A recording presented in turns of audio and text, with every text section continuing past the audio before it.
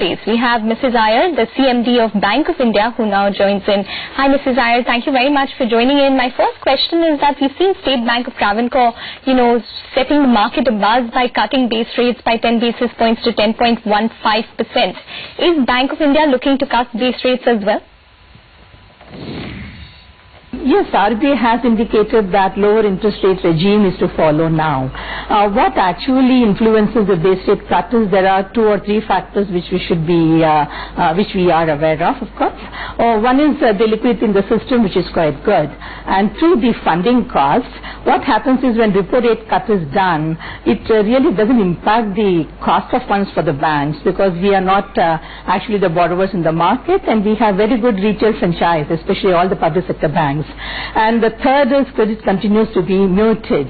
What is actually influencing the current scenario is that the level of stressed assets continues to be high, and as of now we are also not facing the peer banks pressure. So I personally feel that the bankers would like to actually secure their spread for the current month, and they would start looking at cutting the lending rates from April onwards. Mrs. Iyer, hi, good morning. So what would be the quantum of rates that bankers would be comfortable to cut in April? RBI has cut down almost the 50 basis points, as you said, from the month of January. Definitely bankers would not be in a position to pass on the same rate cut by way of transmission. What would actually we may be looking at a slightly lower level of cut in the lending rate going forward, because the stresses in the asset still continue, and we would all like to see that the credit also picks up. At least there is some semblance of the investment climate becoming much better, and the businessmen start investing, so that we have going forward revenue growth we can see. So would a 25 basis points rate cut be likely in April? Between 10 to 25 basis point is one which one can expect. Okay, Pink Paper report suggests that Bank of India was looking to raise money via QIP, and that it was rejected by the government. A, if you could confirm that, and B, what will it do to your capital requirements? I really don't know how this message has got circulated that Bank of India has applied for QIP and it has not been considered favorably. Let me clarify that Bank of India has not applied for any QIP to the DFS, Ministry of Finance. In fact, we were looking at different alternatives for raising the capital for the bank. As of now, of course, we have in mind to go in for the preferential allotment. We will take a call on that. And of course, the capital adequacy are at a level required as per Basel III as of now. And now that the credit demand is also not much there, we are not looking at any rights issue or any QIP for the time being. Of course, we have in mind to actually take it up with again Reserve Bank of India on the monetization of our real estate where we can garner actually almost about 3,000 crore, number one. Number two, to augment the capital going forward, as and when the economy also picks up and the business environment eases and is favorable. We are also looking at our subsidiaries valuation. In fact, we are on that job. And one of the valuation of our subsidiary is almost about $250 million. So we also have in mind that. And number three, we are also looking at our unproductive asset sale off, which we also may do going forward as and when we require it. So these 2, 3, and locally also the subsidiaries which we have, the life insurance, we certainly have in mind to dilute our stake from 48% to almost 30%. So that is the dilution of almost 18%, which we have in mind and which we'll definitely look at. So the bank has adequate alternate source of raising capital, and in the meantime the bank also has reorganizing itself towards the capital light operating models. I'm sure that Bank of India would be in a position to satisfy the DFS on the change criteria which they intend to apply. It's a very welcome measure that PSB should now look at the performance backed measures for its own growth and also for raising capital. Alright, Mr. Iyer, thanks a lot for your time today. That's Bank of India. Well, let's get to an exclusive now that we're seeing on your screen. Sources suggest that Emphasis is in exploratory stages to sell domestic BPO business. Kritika Saxena now joins us with all the details. Kritika. Hi, Anuj. So essentially what Emphasis is trying to do is focus on only high margin businesses. I understand that over the last couple of quarters, domestic BPO business specifically has been suffering. By domestic BPO business, I essentially mean purely the call centers or the BPOs that are servicing domestic business. So the BPOs that are servicing foreign and overseas businesses and overseas clients will not be affected by this. Let me quickly give you a sense of the overall size of this. Now, Emphasis doesn't give a demarcation of the exact revenues of individual businesses in terms of domestic and overseas, but what I have picked up from my sources is that the overall revenues of the domestic BPO business stand at roughly 1,200 crore rupees. In terms of the overall employee strength, it's anywhere between 10,000 to 12,000 approximately, and that's spread across 4 large centers in India. Now, what they are planning to do is, as of now, first they will hive off their domestic BPO business, probably look at deleveraging from that, and post that they will look at an eventual sale. 2 bankers have been appointed to finalize all the details, and I understand that the bankers will now begin talks with prospective buyers to look at selling this. Now, that's where a little bit of a hiccup may arise, Anuj, Ekta, because the domestic BPO business has been struggling for pretty much all players, be it IT or even pure play BPO centers like WNS, EXL, Circo. So we could see a little bit of a hiccup getting buyers in. Possibly what may happen is that they may look at a hive off and then eventually sell it to a foreign player, since that foreign players have been looking at expanding in the domestic BPO space. Okay, Kritika, thanks very much for that. Emphasis has spiked up a little bit, up around 4% at this point. Take a break. But on the other side, we will focus on the road ahead for the rupee. We're going to be joined by Rohit Arora of Barclays and Nizam Idris of Macquarie on the other side.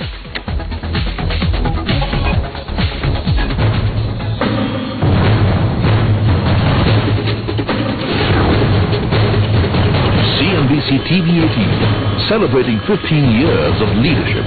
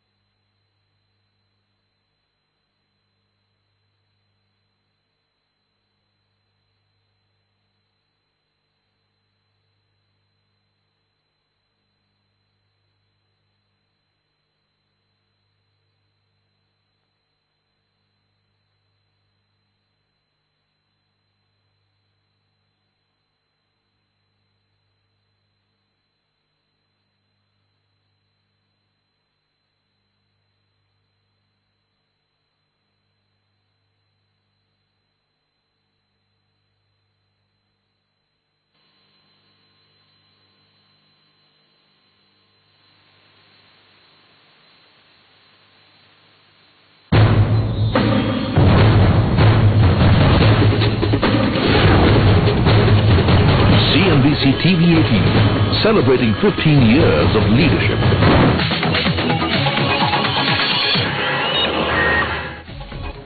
Welcome back. Well, stable for the equities, but let's get talking on the currency. Remember, the rupee is currently trading at around a 2-month low. However, it has recovered from the day's opening low of around 62.80. But what are the key levels to watch out for? We have with us Rohit Arora, the EM Asia interest rate strategist in Barclays, and Nizam Idris, head of EM Forex strategy at Macquarie, joining in. Nizam, hi. I'll come to you first. Can you just tell us what your sense is on the rupee, considering it's at a 2-month low? What is resulting in the pressure that we're seeing on the rupee, and how much lower do you think it can go? Right. I think there are a few factors here. One, I think as of the middle of last week, I think the market was pretty long the rupee. And right after the budget was read, which was then followed by RBI cutting interest rate, dollar rupee just rebounded, and it feels to me like the market was just booking some profit. But that rebound has since been morphed into something else, really, because the dollar has strengthened further. So if you look at broad dollar, dollar index is pretty high right now. Euro is below 108. Yen today today hit a new high as well. So I think it's a combination of those two factors. And at current level, it doesn't feel like the rupee is particularly weak relative to the rest. Indeed, that's the point which we should take forward.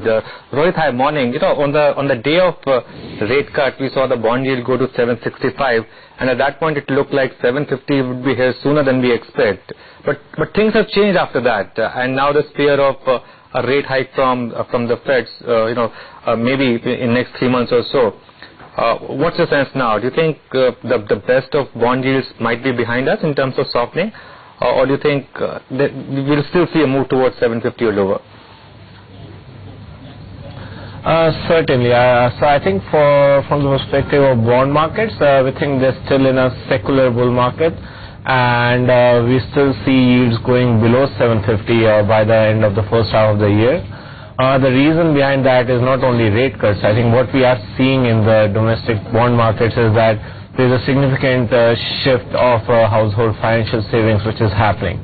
So what we saw between 2009 to 2013 was that physical savings were rising. As a result, the financial savings, which used to be around 11 to 12% of GDP, they went down to 8%. But now with real rates higher, property prices not performing, and gold prices declining, we think there is a significant capital or a strong bid for INR assets which will continue in the next couple of years. That's one. Second, what happened, I think, on the day of the RBI policy meeting was, I would say, more of a near-term profit-taking, because what investors took away from that intra-meeting rate cut was that that might be the April cut pre-pond in March, and what that means is we are left with 3 months of no rate cut. So as such, that combined with fiscal year end coming soon, supply beginning first week of April, so there's a mix of factors which drove that profit-taking move, but we expect yields to start declining again, I think, from early April. What's your prognosis, Rahul, when it comes to further FII inflows into the debt market? Will it be as robust as, say, what we saw in the last year, and this includes the corporate bond market? I think robustness is, of course, it's dependent on if the FII limits for government bonds will be opened up or not. In terms of corporate bonds, we think certainly the demand will remain strong. May not be as high as last year, but the trend inflows of $2 billion per month was more likely to continue until we reach the 90% FI quota target for corporate bonds as well. I mean, this is again driven by the realities. INR is still one of the most attractive fundamental currency with lower volatility across the EM universe. And given the lack of alternate assets, that demand is going to continue. Okay. Nizam, do you share that thought? Do you think the kind of inflows we may still see in both equities and debt market will eventually lead rupee higher than where it is right now? Yeah, absolutely. I think the reform story, is still quite compelling. And the rupee isn't the strongest currency. Really, RBI has been intervening quite a lot over the last few months while maintaining tight monetary policy debt policy is slowly changing, and I think that is also likely to be accompanied by some stability in inflation. And I think even as the RBI could cut interest rate, the RBI could also look to allow the currency to appreciate, to curb some imported inflation as well this time around. So, we maintain a rather positive view on the rupee, although, like I said, in the short term, the dollar strength could actually trigger some profit taking. It could be, multi-days, but we maintain to look to an opportunity to go long the rupee again. For now, I think 63 will cap pretty nicely. So you don't expect a sharp fall in the rupee or, anything that we've seen in other emerging market currencies, say something like the Brazilian real at 11-year lows, or maybe, the Turkish lira at a record low. You don't foresee any sharp depreciation in the rupee or appreciation, so hence maybe range-bound Nizam is what we could see? Seriously, the situation in India is quite different from Turkey and Brazil. Brazil has an issue with, reform being put on the back burners because of lack of support from the parliament. Turkey has an issue of, central bank becoming less independent as a government twists the central bank governor. So those sort of factors would definitely impact confidence in a big way. In India, it's quite the opposite in my view. I think that the reform momentum is still in place, albeit looking pretty gradual. Also, central bank governors' independence as well as credibility seems to be at a cyclical high right now, and therefore, I think, at the minimum, given dollar strength, we could see some stability in dollar rupee in the short term. But once that dollar story fades away, then I think dollar rupee can come off from where it is right now. All right, gentlemen, thanks a lot for your time today. So that's a bit of near consensus on the fixed income market, that the near-term volatility aside, the bullishness might be here to stay. Let's take a break on that note, but once we come back, we'll get to some F&O strategies with Krish Subramaniam of Asitri Mehta Investment Intermediaries.